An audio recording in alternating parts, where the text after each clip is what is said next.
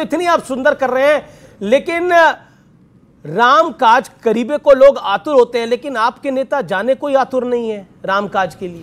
Gaurav Bhatia, car सेवकों पर गोली चल जानी चाहिए थी, वो संविधान को बचाने के लिए हुआ, ये अब शिवपाल यादव जी भी कह रहे हैं, स्वामी प्रसाद मौर्य तो कह ही रहे थे। क्या आपको लगता है कि आप लोग भी पॉलिटिकली राम नाम को पॉलिटिकली कैश करना चाहते हैं? माफी इस शब्द के लिए, लेकिन मैं बोल रहा हूं। सबसे पहले तो सियावर रामचंद्र की अब देखा आपने। और दूसरी बात मैं कहूंगा और बहुत सम्मान से कहूंगा, वो व्यक्ति, वो संस्था, कोई भी पार्टी ऐसी पैदा नहीं हुई है जो भगवान राम के नाम को कैश कर ले। ये तो भगवान राम की कृपा होती है तो पार्टी आगे बढ़ती है, 200 से 303 तक पहुंचती है और जनता की सेवा करती है और भगवान राम का आशीर्वाद मिलता है। नरेंद्र मोदी जी 2 बार प्रधानमंत्री बने हैं, तीसरी बार भी वही बनेंगे, भगवान राम का आशीर्वाद है। अब याद करिए, वो मैं तस्वीर लेके आया हूं, 2 भाई थे, नाम था राम और शरद कोठारी बंधु। गोली चलती है ना, अच्छे अच्छे पतलून गीली हो जाती है, दूसरी तरफ भागते हैं। और ये तो केवल 2 हैं, ऐसे लाखों थे। आदेश दिया, सपा की सरकार थी कि निहत्थे कार सेवकों पे गोली चला देना। ये भाई राम और शरद, क्या ऊर्जा थी, क्या जज्बा था, क्या समर्पण था राम मंदिर के प्रति। ये आगे बढ़ते रहे, गोली लगी माथे पे, गोली लगी सीने पे। और ये अयोध्या में लोग कह रहे हैं, जब वो गिरे तो उन्होंने सबसे पहले बोला, मेरा जीवन धन्य हो गया, क्योंकि भगवान राम ने मुझे भेजा ही था भव्य राम मंदिर बनाने के लिए। ये जो इंतजार है ना 550 साल का, ये एक और बड़ा संदेश देता है। तलवारों से इतिहास नहीं लिखा जाता है, सहिष्णु होना, अडिग होना, अटल होना। एक बार अगर कोई लक्ष्य देख लिया तो उसको प्राप्त करके चाहे जीवन ही क्यों ना देना पड़े, यह सुनिश्चित करना कि स्वर्णिम युग आएगा, भारत आगे बढ़ेगा। यह किसी ने किया है तो हिंदुओं ने किया है। मुझे गर्व है इस बात का कि मैं हिंदू। देखिए, सकारात्मक चर्चा हो रही थी और यहां पे आचार्य जी हैं, आज ये मंच मिला है तो एक बात और कहूंगा, कांग्रेस पार्टी का डीएनए जो है वो हिंदू विरोधी है, हिंदू आतंकवादी।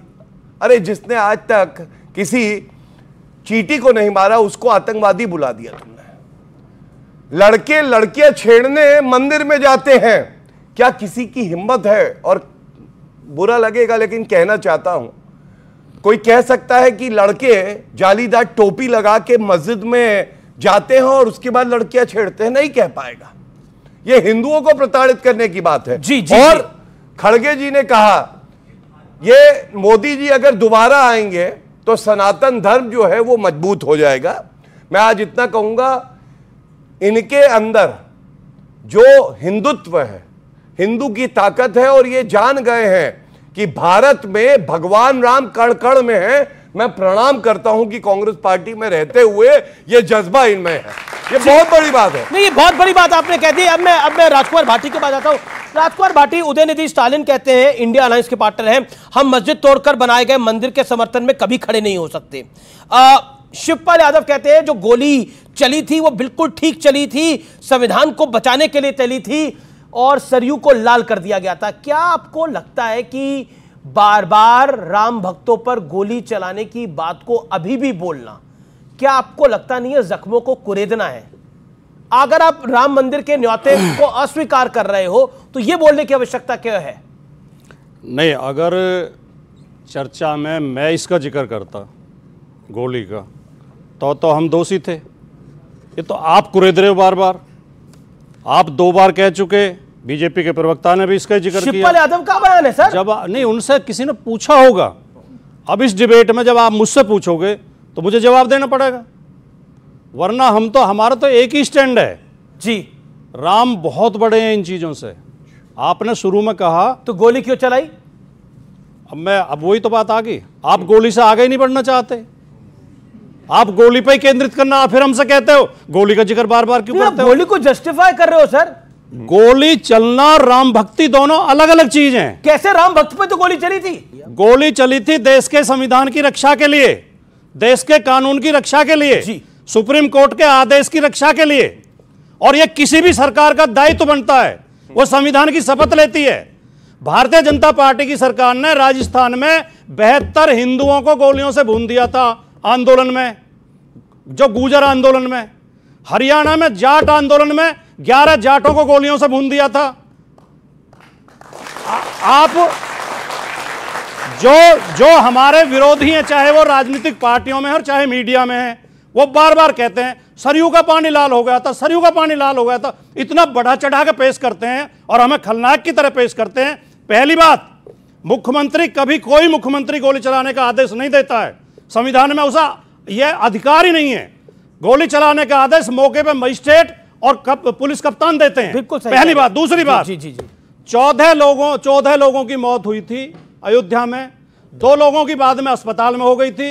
16 के अलावा 17वां नाम आज तक कोई नहीं दे पाया। झूठ आप कितना ही बोलो, लेकिन दुर्भाग्य क्या है, जो अपराध कर रहे थे, जो कानून तोड़ रहे थे, उन्हें तो महिमा मंडित किया जाता है, और जो कानून की रक्षा के लिए खड़े थे उनको खलनायक बताया जाता है। क्या किसी पुलिस वाले पर मुकदमा चला? क्या किसी न्यायालय में मुकदमा हुआ कि गोली गलत चली थी? बिल्कुल सही बात। क्या कोई जांच आयोग ने कोई रिपोर्ट दी कि गोली गलत चली थी? मैं जानना चाह रहा हूं, आप बोल रहे हैं कि आपके अनुसार 16 कार सेवक की पुलिस की गोली, सरकारी रिकॉर्ड के अनुसार 16 कार सेवकों की जान गई, यही कहा ना आपने। लेकिन मुझे बताइए कितने पुलिस कर्मियों को घायल हुए थे तब जब कार सेवकों पे गोली चलानी पड़ी? लॉ एंड ऑर्डर का मामला था, आपने बोला डीएम फैसला लेता है, प्रशासन फैसला लेता है, पुलिस फैसला लेती है। तो स्वर्गीय मुलायम सिंह यादव जी ने क्यों कहा मुसलमानों तुम्हारे लिए मैं गोली चलवा सकता था, कार सेवकों को मरवा सकता था, इससे ज्यादा और मैं क्या करता? यह सफाई उन्हें क्यों देनी पड़ी थी? इतिहास में कई सारी चीजें दर्ज है राजकुमार भाटी जी, इसलिए अगर आप कई बातें बोलेंगे तो बहुत सी बातें आगे भी आएंगी। जवाब आप जवाब। आईएएस और आईपीएस राज्य के नौकर होते हैं, राज्य के कर्मचारी होते हैं जी। वो किसी पार्टी के या किसी मुख्यमंत्री के, किसी प्रधानमंत्री के कर्मचारी नहीं होते हैं। उन्हें पूरी पावर होती है कि वो क्या निर्णय लेंगे। उस समय जो मौके पर मजिस्ट्रेट और आईएएस और आईपीएस तैनात थे, और जो फोर्स, जिस फोर्स ने निर्णय लिया था, क्या किसी के खिलाफ भारत के किसी न्यायालय में मुकदमा दर्ज हुआ? अगर उन्होंने गलत काम किया था, ठीक है, तो उन पर मुकदमा चलने चाहिए। सुनिए आप जी, थोड़ा सुनिए। मुकदमा दर्ज हुआ कल्याण सिंह के ऊपर, सुप्रीम कोर्ट ने सजा दी कल्याण सिंह को। कोर्ट में खड़े हुए आडवाणी जी, मुरली मनोहर जोशी, विनय कटियार, उमा भारती, रितंबरा, जो भारत के कानून के दोषी हैं, जो भारत के कानून के अभियुक्त हैं, जो भारत के कानून को तोड़ने वाले हैं,